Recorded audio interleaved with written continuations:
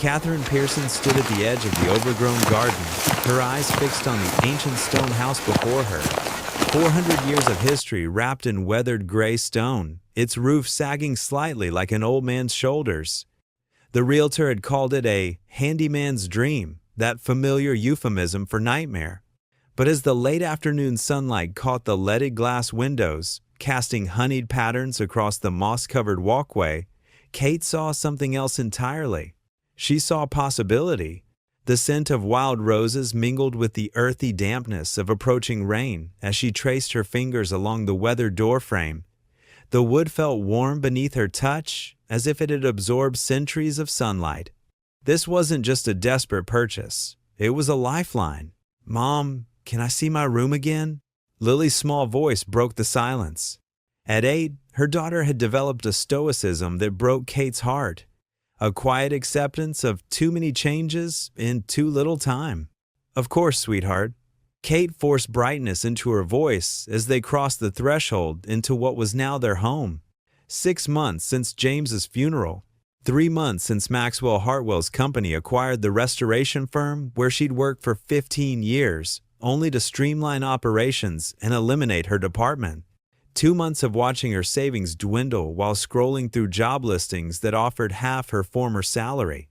And through it all, Lily's quiet questions, "Are we going to be okay, Mom?" The old house stood at the edge of Millbrook, a postcard-perfect town with a covered bridge and a main street that hadn't changed much since the 1952nd. Far enough from Boston to offer affordability, close enough for Lily to have good schools and Kate to find clients for her restoration business. The property came with 3 acres, including a dilapidated barn that could become her workshop. The price had been suspiciously low, probably because no one else was foolish enough to take on a restoration project this massive at 58. But Kate wasn't just anyone. She was the woman who'd coaxed century-old mahogany back to life, who'd rescued Victorian settees from the brink of destruction. She knew how to see beneath surfaces, to find beauty buried under decades of neglect. As they climbed the creaking staircase to the second floor, Lily's small hand clutched a sketchbook, her constant companion since James died. The child therapist had encouraged the drawing, calling it emotional processing. Kate called it heartbreaking, watching her daughter's world shrink to pencil lines on paper. "I like this window," Lily said, standing in what would become her bedroom. "You can see all the way to the pond." Kate joined her, resting a hand on her daughter's narrow shoulder. The view stretched across rolling hills to a small pond fringed with cattails. "It's beautiful, isn't it? Sarah says they used to swim there in summer."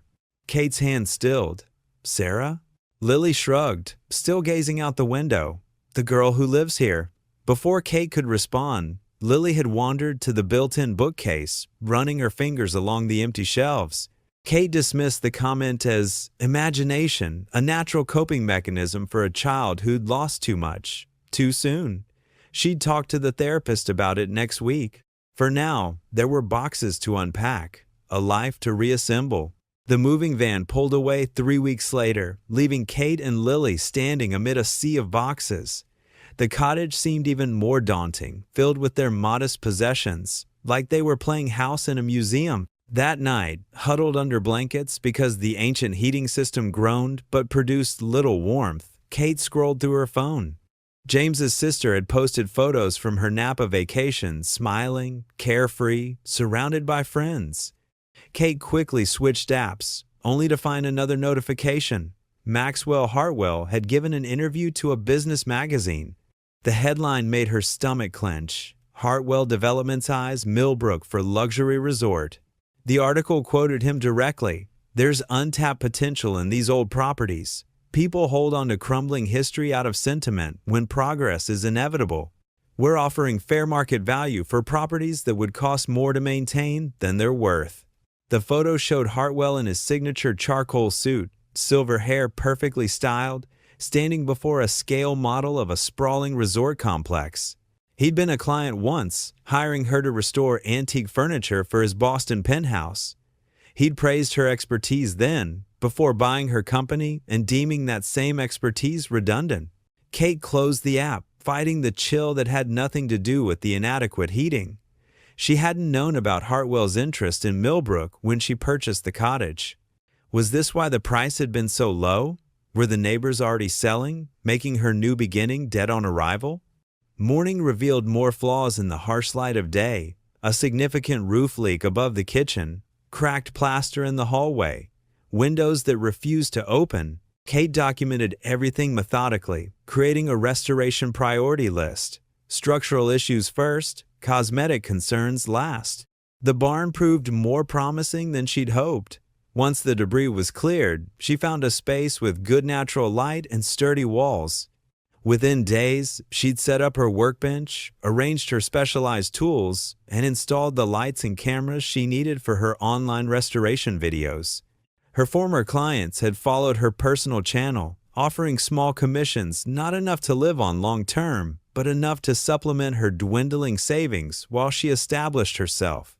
She worked frantically, streaming her process 3 times a week, explaining the art of French polishing while answering questions from viewers.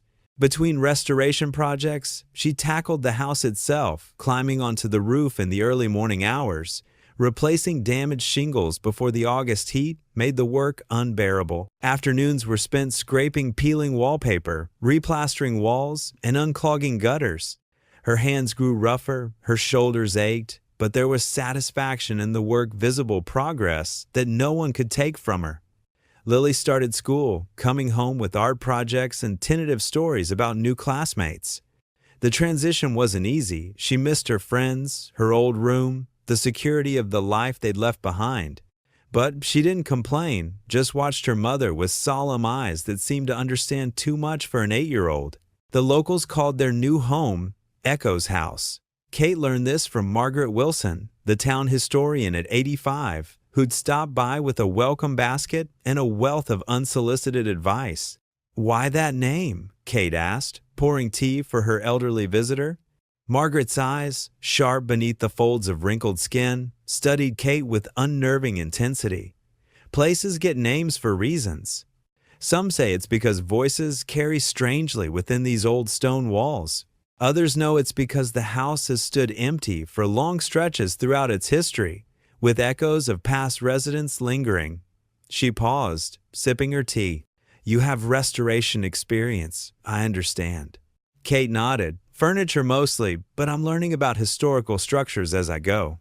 "You'll want to meet Daniel Morris then," Margaret suggested, retired history professor specialized in local industrial history. His father and your father-in-law were friends, I believe. Kate's teacup froze halfway to her lips. "You knew James's father?" Margaret smiled. "Small towns have long memories, dear. The Pearsons have history in Millbrook, whether you knew it or not." That afternoon, Kate noticed Lily developing an unusual habit. The girl would speak softly to empty corners of rooms, pausing as though listening to responses. When questioned, Lily would shrug. "I'm just talking to Sarah." An imaginary friend wasn't unexpected, given the upheaval in her life.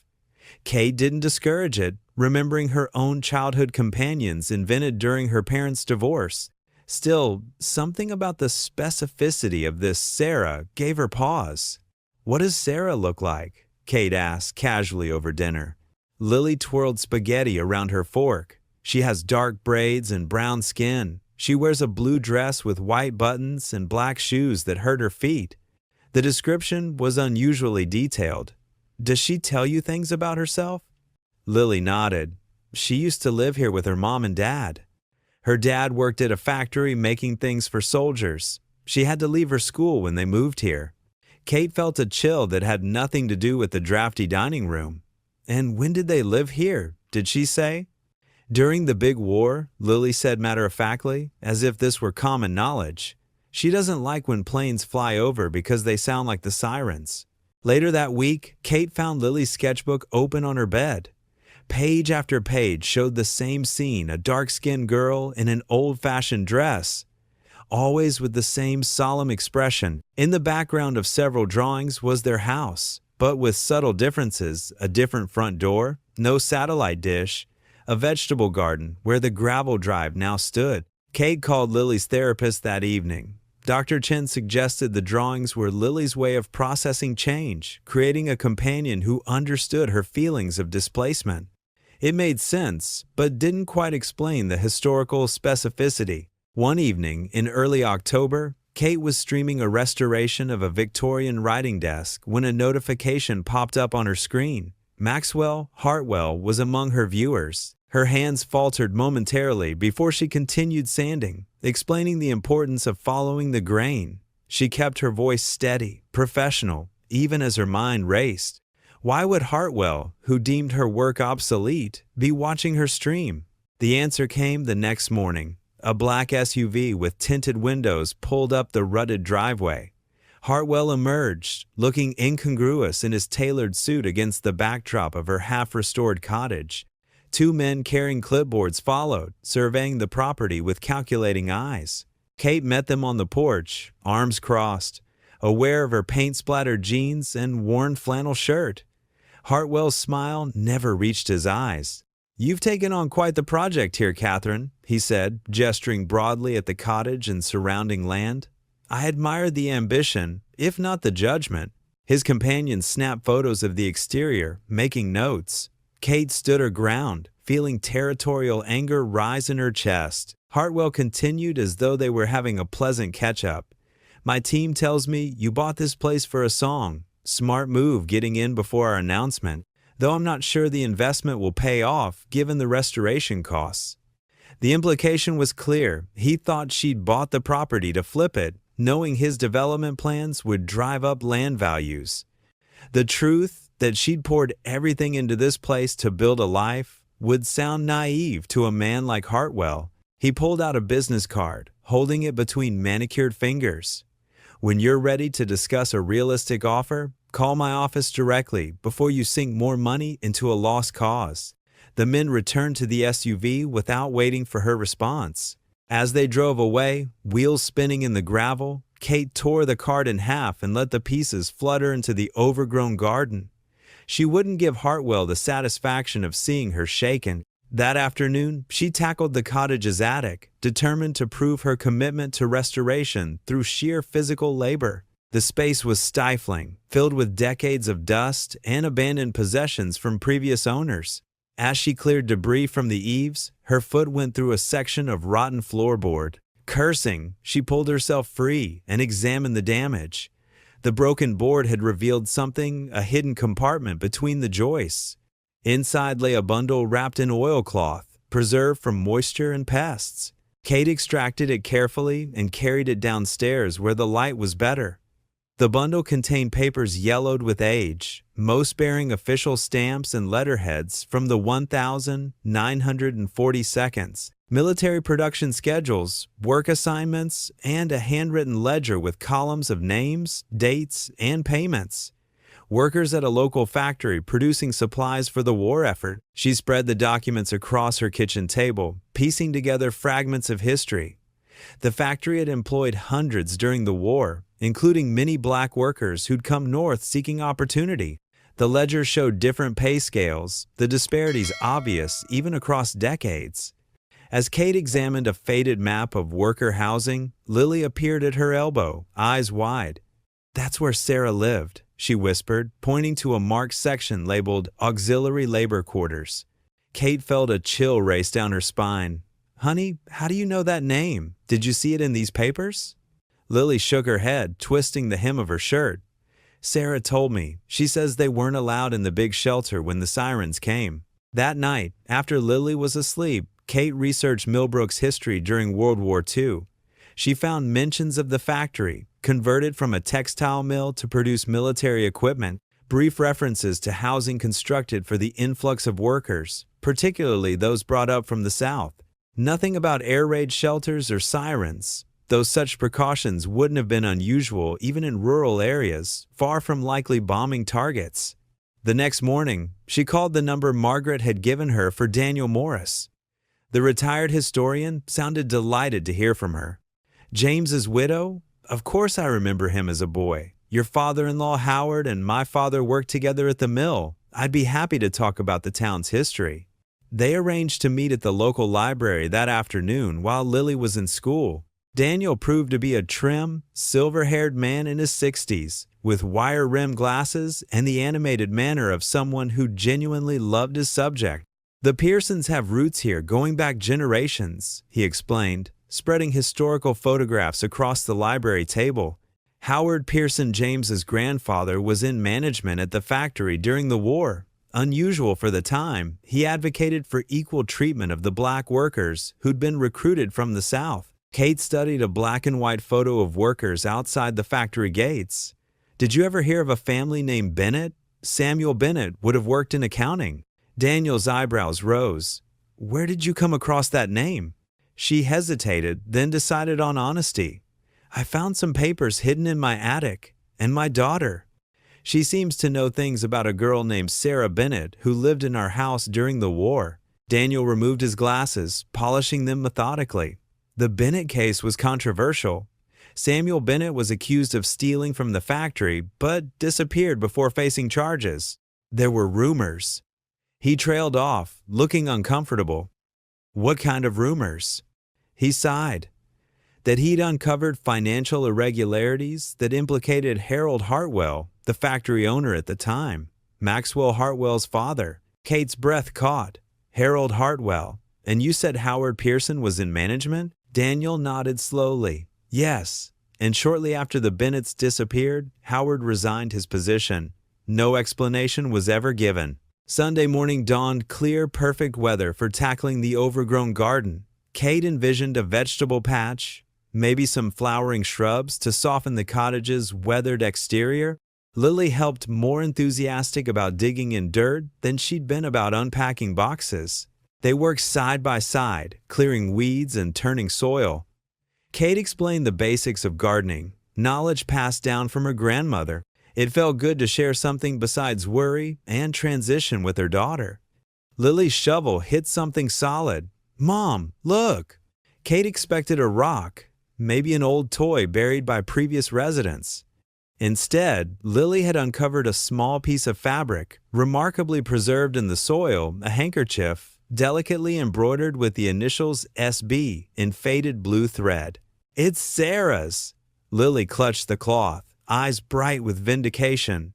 She said she lost something important in the garden. Kate examined the handkerchief. The stitching was old-fashioned, the fabric quality poor but serviceable, the kind of personal item a child might have carried during the war years, when fabric was rationed and possessions precious. "Can I keep it?" Lily asked, already tucking it into her pocket.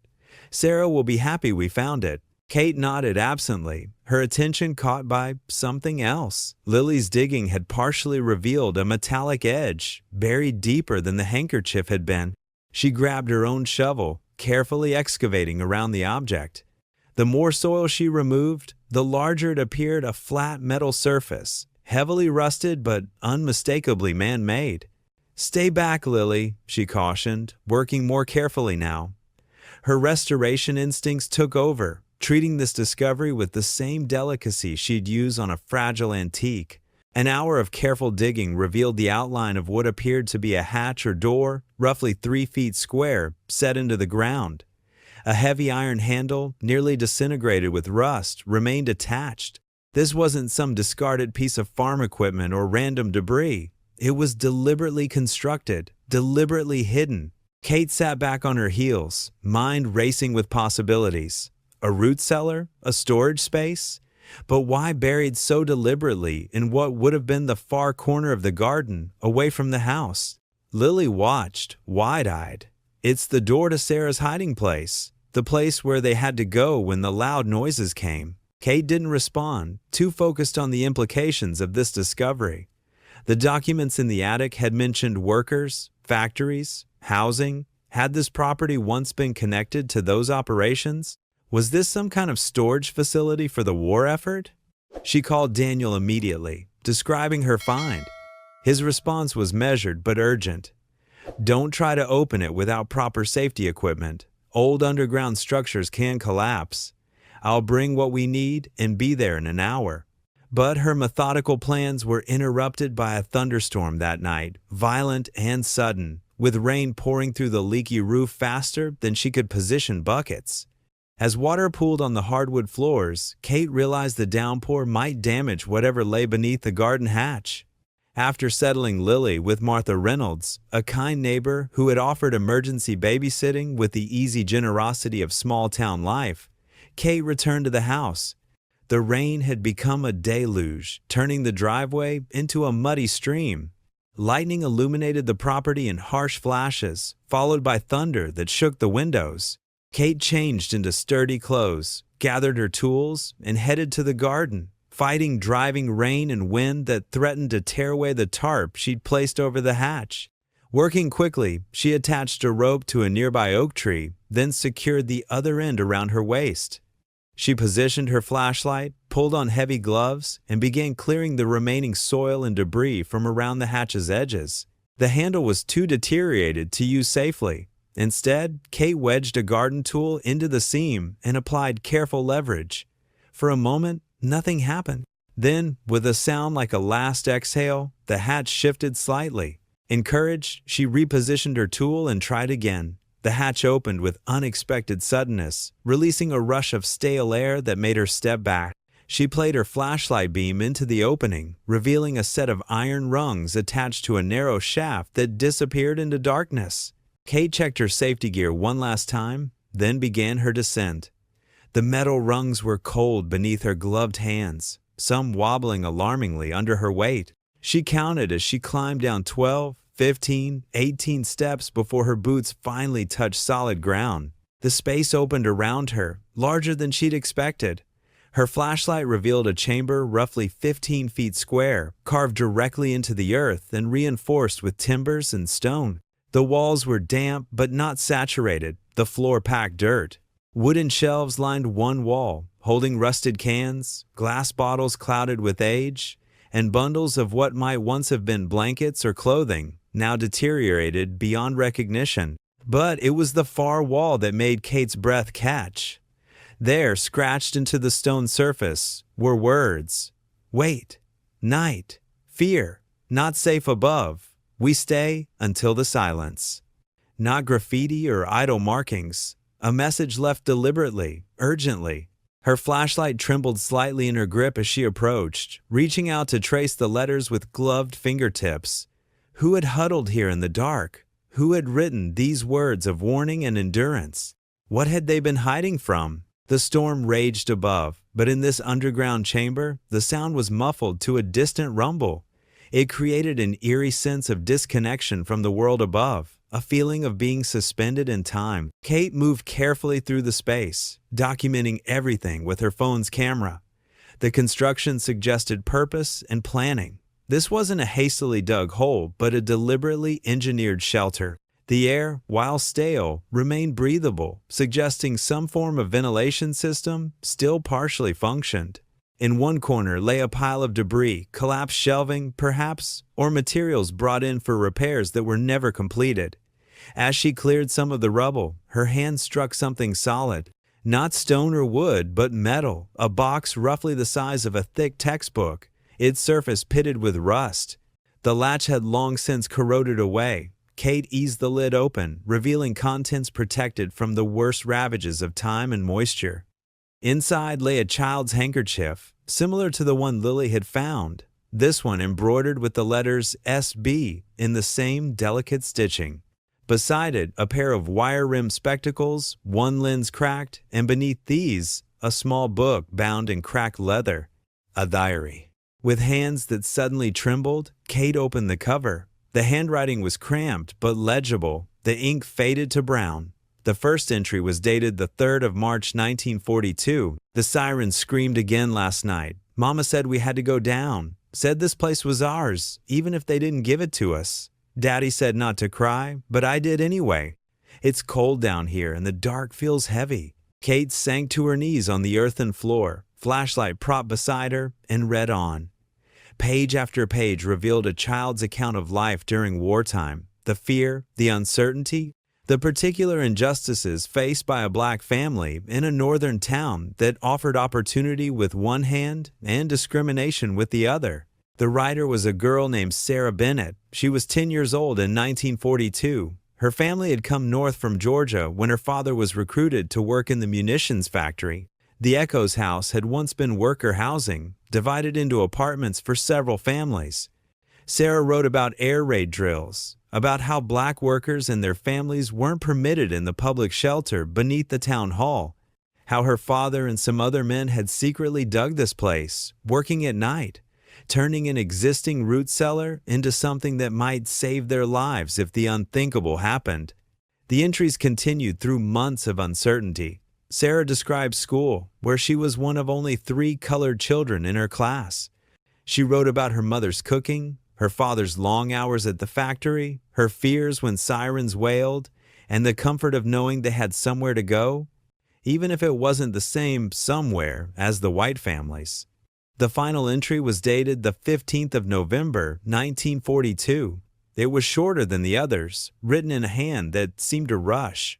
"It's been 3 nights. No one has come. Daddy says it's safe now, but Mama won't stop crying. I miss the Sunday. I miss the sky. I miss being seen." Kate closed the diary, holding it against her chest as the weight of history pressed down upon her. This wasn't just a shelter from potential air raids. It was a testament to resilience, to a family's determination to survive in a world that relegated them to margins and afterthoughts. The storm outside had intensified, wind howling across the garden above. Kate knew she should return to the surface, document her findings properly, secure the site against damage. But something held her in place, a sense that she wasn't alone in this chamber, that echoes of those who'd sheltered here remained, waiting to be acknowledged. She played her flashlight around the space once more, examining the construction with newfound understanding. That's when she noticed something about the far wall, the one bearing Sarah's message. The mortar between several bricks appeared different from the rest, newer perhaps, or applied with less skill. Kate approached, running her fingers along the uneven surface.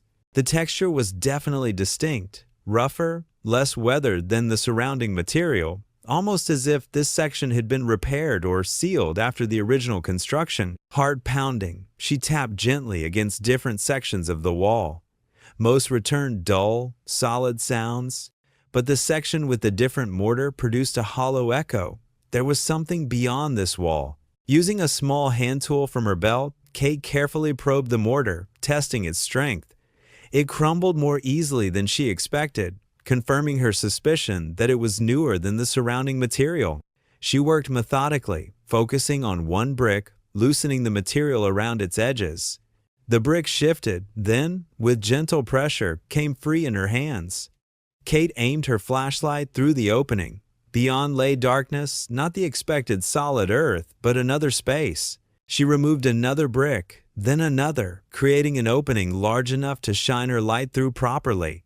The beam revealed a second chamber, smaller than the first, but clearly connected. This room showed signs of more hasty construction, the walls less finished, the ceiling lower.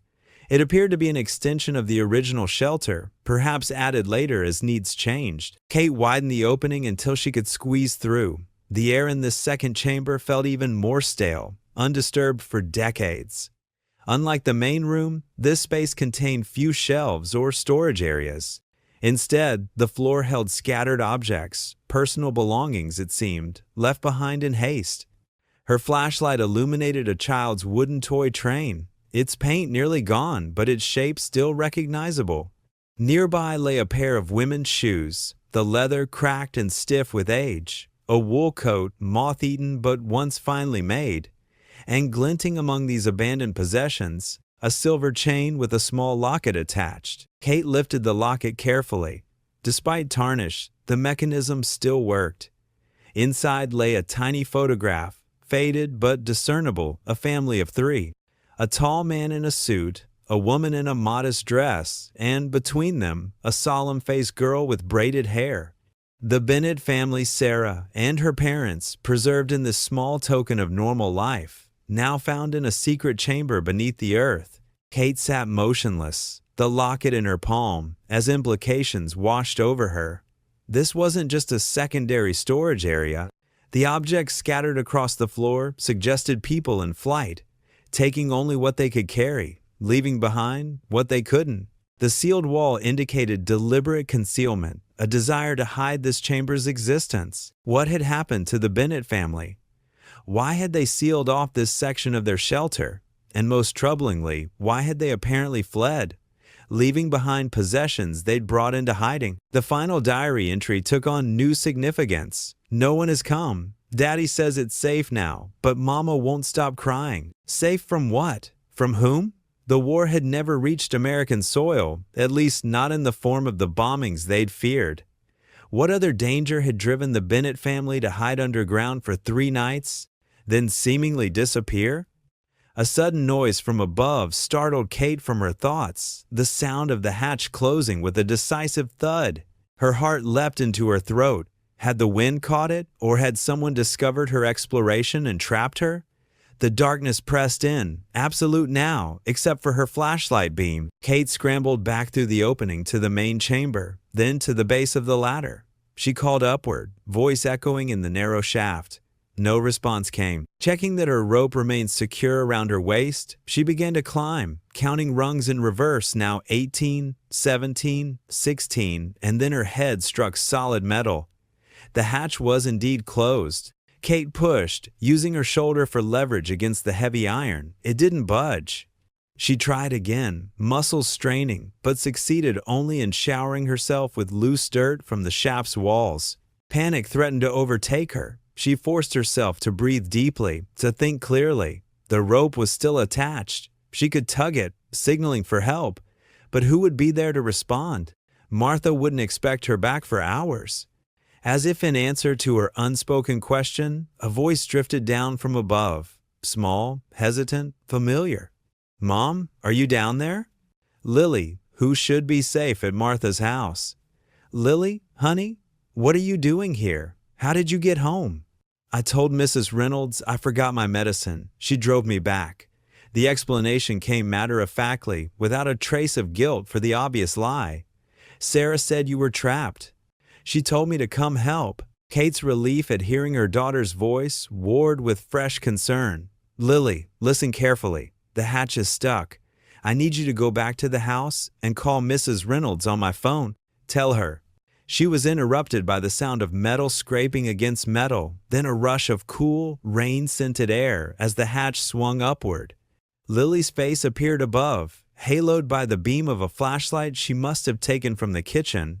"Sarah showed me where the latch was stuck," Lily said simply, as though this explained everything. Kate climbed the remaining rungs and pulled herself onto solid ground. Rain still fell, though less violently now. Lily stood beside the open hatch, seemingly unconcerned by the storm, her pajamas already soaked. "We need to get inside," Kate said, gathering her equipment with shaking hands. Questions about Lily's unlikely appearance and knowledge could wait until they were dry and safe.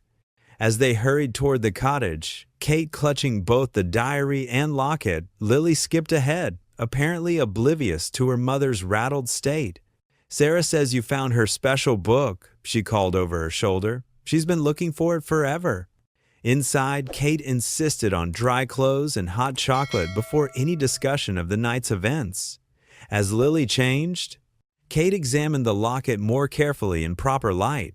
The photograph showed a family dressed in their finest church clothes, perhaps, or a special occasion. Despite the formality of the pose, there was warmth in their expressions, a clear bond between them. The father stood tall and proud in a well-worn suit. The mother wore a modest dress, her hand resting protectively on her daughter's shoulder. And Sarah, if this was indeed the child from the diary, gazed at the camera with solemn eyes that seemed to hold knowledge beyond her years. Kate compared the image to Lily's drawings of her friend. The resemblance was undeniable, the same braided hairstyle, the same serious expression. How had Lily known what Sarah looked like? Had she found an old photograph somewhere in the house? Or was there a more unsettling explanation? When Lily returned, clutching her mug of hot chocolate, Kate approached the subject carefully. "You said Sarah told you I was trapped and that she showed you how to open the hatch. What exactly did you mean?" Lily shrugged, untroubled by the question. "She talks to me sometimes, shows me things, like where her handkerchief was buried and how to find the door to her hiding place. And tonight, how did you know I needed help?" I was at Mrs. Reynolds drawing pictures with her granddaughter. Then Sarah was there, looking worried. She said you found her diary but couldn't get out, so I told Mrs. Reynolds I needed my medicine. The simplicity of Lily's explanation made it more disquieting, not less. She spoke as though Sarah's appearances were perfectly ordinary, a natural part of life in their new home. Kate chose her next words carefully. Lily, I found something in the underground room. A picture of a family, a mom, a dad, and a little girl who might be the Sarah you've been talking to. Would you like to see it? Lily nodded eagerly. Kate handed her the locket, watching her daughter's reaction closely. Lily examined the photograph, then smiled with recognition. That's Sarah and her mom and dad. She told me they had to go away suddenly, and she's been waiting for them to come back. Kate felt a chill that had nothing to do with her damp clothes. Did she tell you why they had to go away? Lily's face grew serious. She said bad men were looking for her dad because he knew things they didn't want anybody to know. Before Kate could press further, a knock at the front door startled them both. Who would be visiting in this weather at this hour? Through the peephole, she saw Martha standing on the porch, concern etched on her lined face. Kate opened the door, bracing for questions about why Lily had lied about medication, but Martha's worry had a different source.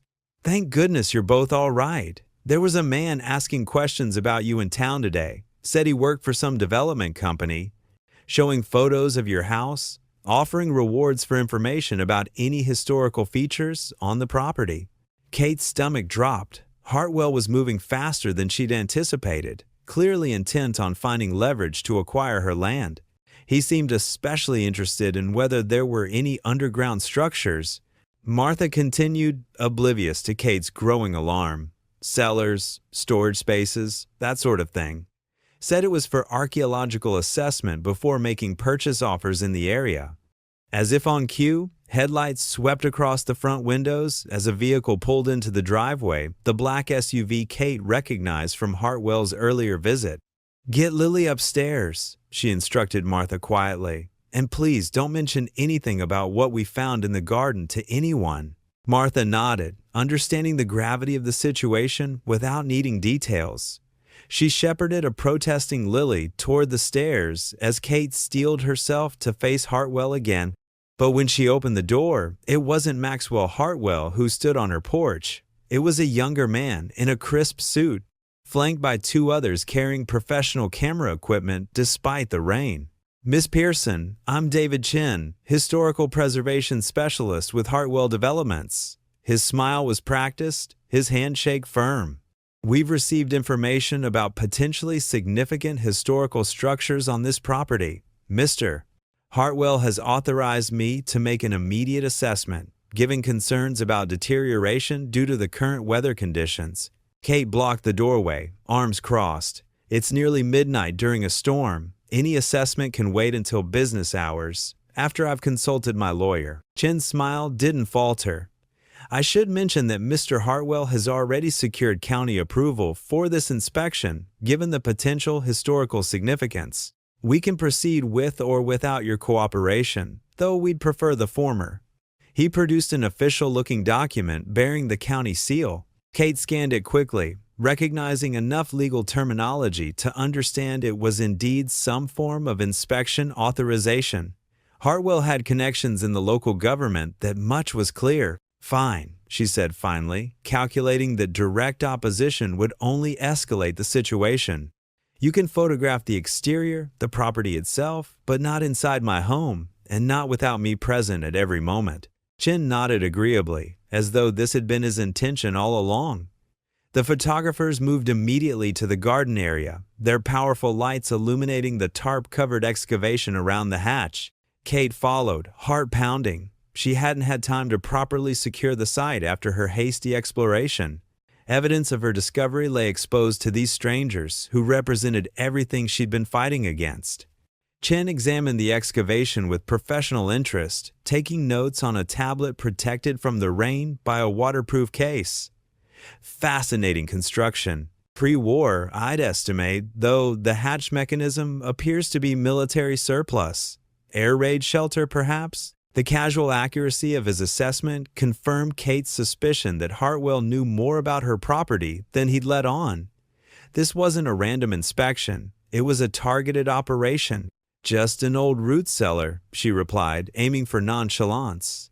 "I haven't fully excavated it yet." Chen's smile suggested he didn't believe her, but he didn't press the point. Instead, he directed the photographers to document the entire area from multiple angles. "Mr. Hartwell will be pleased to learn about this feature," he said as they finished. "It aligns perfectly with our vision for historical preservation within the development. We're planning a whole exhibit on wartime civilian life." The implication was clear. Hartwell intended to incorporate her discovery into his resort plans, either with her cooperation or without it. As they packed their equipment, Chen handed Kate a business card. "Mr. Hartwell has authorized me to increase our offer for your property by 15% in light of this historical find. He feels that proper preservation requires resources beyond what an individual homeowner could provide." Kate took the card silently, not trusting herself to respond without revealing the depth of her anger. These people saw history as a commodity, something to be packaged and marketed to resort guests. They didn't understand what the underground chamber represented, not just to history, but to her and Lily, to their new beginning. After the SUV disappeared down the driveway, Kate returned to the kitchen where Martha waited with Lily. The older woman's expression was grim. That man who was asking questions in town, he mentioned underground rooms specifically, like he already knew what was there. Kate nodded, the pieces falling into place. "Hartwell has had his eye on this property for months. He probably knows more about its history than I do." "Then you need to learn fast," Martha advised. "Knowledge is your only defense against men like that." The next morning, Kate called Daniel Morris again, this time with urgent news of her discoveries. Within hours, he arrived with professional documentation equipment and a colleague from the university. Together, they photographed, measured, and cataloged every aspect of the underground chambers, creating a comprehensive record that couldn't be erased by administrative action. "This is extraordinary," Daniel said, examining Sarah's diary. "Not just the air raid shelter, but evidence of how racial discrimination extended even to civil defense measures." While examining the second chamber, Daniel's colleague discovered something they'd missed, a hidden compartment beneath a loose floorboard. Inside lay more documents, financial records with dual sets of books showing systematic wage theft from black workers, and most damning of all, a detailed letter from Samuel Bennett to Howard Pearson. The letter explained that Bennett had discovered not just wage theft, but large-scale financial fraud involving government contracts overseen by Harold Hartwell. Bennett had collected evidence, planning to report to federal authorities when he'd been seen copying documents. That night, police had arrived with accusations of theft, forcing the family into hiding. After 3 days underground, they'd received word through an underground network that they needed to flee immediately. New identities had been arranged, Transport West was waiting, but they would never be safe in Millbrook again. Most startling was the letter's revelation that Howard Pearson, Kate's husband's grandfather, had helped arrange their escape, risking his own safety to protect the Bennett family. "This connects directly to your family," Daniel said quietly. "Howard Pearson was part of a network helping people escape persecution. That's why he resigned from the factory shortly after he couldn't continue working for Harold Hartwell after what he'd learned." Kate absorbed this information, feeling a strange mix of pride and sorrow. Her husband's family had stood on the right side of history, yet that history had remained buried for decades. That evening, after Daniel had left with copies of all documents for safekeeping, Kate received an unexpected phone call. The voice on the line was elderly but firm. "Miss Pearson? My name is Evelyn Bennett. I understand you found something that belonged to my family." Kate's heart raced. "Are you related to Samuel and Ruth Bennett? To Sarah?" "Sarah was my aunt. I never knew her. My father was Samuel's brother. Our family has been searching for decades to understand what happened to them. When Daniel Morris contacted me about your discoveries, they arranged for Evelyn to visit the following day. The elderly woman arrived with a stack of family photographs and documents, her eyes brimming with emotion as she entered the Echoes house. I grew up with whispers about Uncle Samuel's family, she explained as Kate showed her the underground chambers. How they disappeared during the war, how there were accusations that didn't make sense. The family believed they'd been forced to flee, but we never had proof. When Kate handed her Sarah's diary and the locket, Evelyn wept openly. This is the only record of my aunt's voice we've ever had, the only image of them together. Lily approached tentatively, holding out the embroidered handkerchief they'd found in the garden. Sarah wants you to have this too. Evelyn stared at the child, then at the handkerchief. How did you know her name was Sarah? She told me, Lily said simply. She's been waiting for someone to find her things. Rather than dismissing Lily's claim, Evelyn nodded slowly. Some spirits linger when they have unfinished business. Sarah's family disappeared without a chance to say goodbye, without clearing her father's name. As evening approached, headlights appeared in the driveway once more. This time, Maxwell Hartwell himself emerged from the SUV, accompanied by a man Kate didn't recognize, but Evelyn clearly did. Federal Historic Preservation officers, she whispered. Hartwell is playing hardball. Kate met them at the door, standing her ground as Hartwell introduced his companion. Miss Pearson, this is Robert Jenkins with the Federal Historic Preservation Office.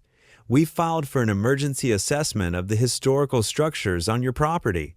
Jenkins produced identification and paperwork. We've received reports of potentially significant historical artifacts being removed without proper documentation or permissions. I'll need to inspect the site and any materials you've discovered. Kate recognized the strategy used legitimate historical preservation concerns to gain control of the evidence that implicated Hartwell's father in financial crimes. Of course, she replied with feigned cooperation, we would welcome federal oversight of these important discoveries. In fact, Daniel Morris from the university and Evelyn Bennett, a direct relative of the family connected to this site, are already working to ensure everything is properly preserved. She stepped aside, revealing Evelyn standing in the hallway. Hartwell's expression flickered with surprise and concern. Over the next hour, Jenkins inspected the underground chambers while Evelyn presented the family documents. She'd brought materials that corroborated the story told by Sarah's diary and Samuel's letter. Kate watched Hartwell's confidence erode as the evidence mounted. When they returned to the house, Jenkins addressed Hartwell directly. This site clearly qualifies for historical designation. The combination of civil defense history and evidence of the Black experience during wartime makes it nationally significant. I'll be recommending immediate protected status. Hartwell's jaw tightened, but he maintained his corporate smile. Hartwell Developments fully supports historical preservation. In fact, we'd be prepared to fund the restoration and maintenance of this site as part of our resort plans. That won't be necessary, Kate interjected. I've already been in discussions with the Millbrook Historical Society and the Bennett family about establishing a trust to preserve the site independently. For the first time, Hartwell's composure cracked. Be realistic, Miss Pearson. The cost of properly maintaining a historical site is enormous. You can barely afford to fix your roof. Perhaps, Kate acknowledged, but some things are worth more than money, like setting the historical record straight. As Hartwell and Jenkins prepared to leave, Lily approached the developer, fearless in her child's certainty. Sarah says you look like the man who made them run away. Hartwell stared at the child, momentarily speechless. Then, with visible effort, he regained his professional demeanor. Children have active imaginations, don't they? 2 weeks later, Kate stood in the garden with Evelyn, Daniel, and representatives from a National Civil Rights Museum. The Echoes House had received emergency historical designation, protecting it from development. More surprising was the publicity the story had generated. Journalists, historians, and civil rights advocates had descended on Millbrook, eager to document the discovery. Most surprising of all had been the phone call from Maxwell Hartwell 3 days earlier.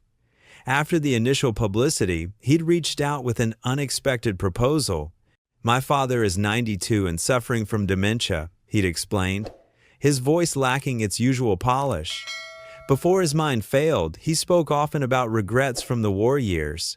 about a family his father had wronged. I didn't understand until now. He'd offered to donate the surrounding properties Hartwell Developments had acquired to a historical trust, with funding for the restoration and maintenance of the Echoes House as a museum and research center. He's trying to salvage his reputation, Daniel had commented skeptically. Perhaps, Kate had acknowledged, but he's also offering what we need: protection for the site and its history. Now, watching as experts carefully measured and documented the underground chambers, Kate felt a complex mix of emotions. This wasn't the new beginning she'd imagined when she purchased the cottage, but it felt right, honoring those who'd sheltered here, whose stories had been buried for too long.